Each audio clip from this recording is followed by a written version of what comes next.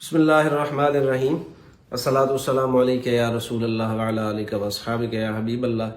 ये असांजा कुझु उलमा हुफ़ाज़ किराम तशरीफ़ वठी आया। हाफ़िज़ मोहतरम गुलशेर अहमद कादरी सिकंदरी साहब ऐं मौलाना अली गोहर सिकंदरी साहिब। ऐं इन्हनि वटि कुझु सुवाल हुया जेके निहायत ज़रूरी आहिनि। अॼुकल्ह असांजे मुआशिरे में काफ़ी अहिड़ियूं रस्मूं आहिनि जेके शरीयत पाक जे मुख़ालिफ़ आहिनि। उन जे मुतालिक़ कुझु सुवाल आहिनि हिननि जा। उहे हिकु ॿ सुवाल आहिनि, मूं ज़रूरी सम्झो त उहे मुस्लमाननि खे उन जी रहनुमाई ॾिजे। बिस्मिल्लाहिर्रहमानिर्रहीम। मुफ्ती साहब जी ख़िदमत में अर्ज़ु सवाल ही आहे, जनाज़े खां बाद में जॾहिं कांदी माण्हू जनाज़े खे खणी वेंदा आहिनि त ॻोठाणा बाद में दिलनि जे रवाज़ सां दिला भञंदा आहिनि त माण्हू इहो वञे थो मथां ॿियो वञे। इन जेको सवाल जी असां सां रहनुमाई कंदा आहिनि।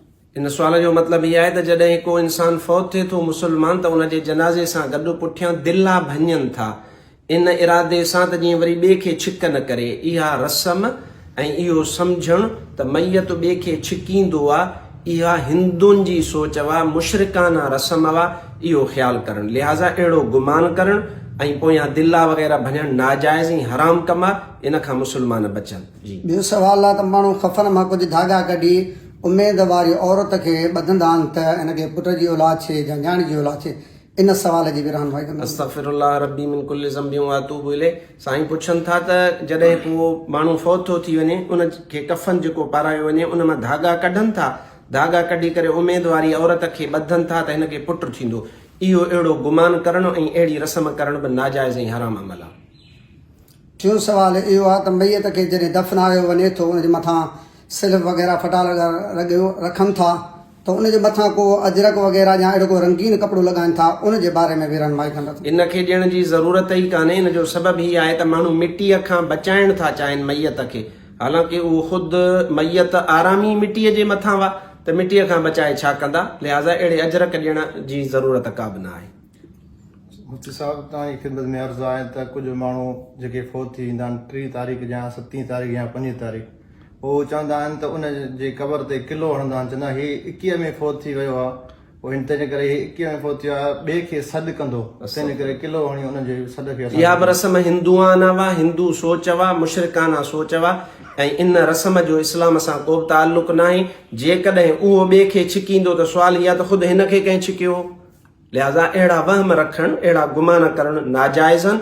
मुस्लमाननि जूं जेके हक़ीक़ी रस्मूं आहिनि उहे शरीयत पाक जे मुताबिक़ हूंदियूं आहिनि। उनखे रस्म बि न चइबो आहे, उहो शरीयत पाक जे तहत हूंदियूं आहिनि, उन जे मुताबिक़ अदा कयूं वेंदियूं आहिनि। अहिड़ी तरह बहिराणीअ में कुझु माण्हू छा कंदा आहिनि त क़बर खे जंहिं महिल ठाहे तयारु कंदा आहिनि त जेके कोडर हूंदी आहे या ॿियो सामान हूंदो आहे उहो सॼो क़बर जे मथां रखी करे उन्हनि खे पाणी सां धोईंदा आहिनि। चई छो? चई सामान खे ठारियो, जे न ठारींदव त बाबा मैयत खे अज़ाब थींदो। नऊज़ बिल्लाह सुम नऊज़ बिल्लाह। इहा शरीयत आलिमनि कान ॾसी आहे, उलमा कान बयानु कई, हथ जी माण्हू ठाही आहे। अल्लाह तबारक तआला अमल जी तौफ़ीक़ नसीब फरमाए। ॿियो मुफ्ती साहब तव्हांजी ख़िदमत में अर्ज़ु आहे त मैयत खे तड़ ॼाइण खां पहिरियां खॾ खोटरी वेंदी आहे। पोइ उहा खॾ खोटण खां पोइ उहे चवंदा आहिनि त हीअ खॾ जंहिं खोटरी आहे पहिरियां त उहो पूरे, पर 3 ॾींहंनि खां पोइ पूरे या ॿियो न पूरे, छो जो ॿियो पूरींदो त उहा मैयत उनखे नुक़सानु पुॼाईंदी। अस्तग़फिरुल्लाह रब्बी। मां अर्ज़ु कयो त इहा बि रस्म ग़लति आहे ऐं इनखे दुरुस्त सम्झी जेके माण्हू कनि था उहे गुनहगार आहिनि, उन्हनि खे आलिमनि न रुजू करणु खपे। ऐं क़बर में अंदरि मुफ्ती साहब पकी सिर हणंदा आहिनि त उन बाहि वारी पकल शइ जो छा हुकुम आहे? क़बर जे अंदरि जेका सिर हणबी उहा कची हणबी, पकी न हणबी।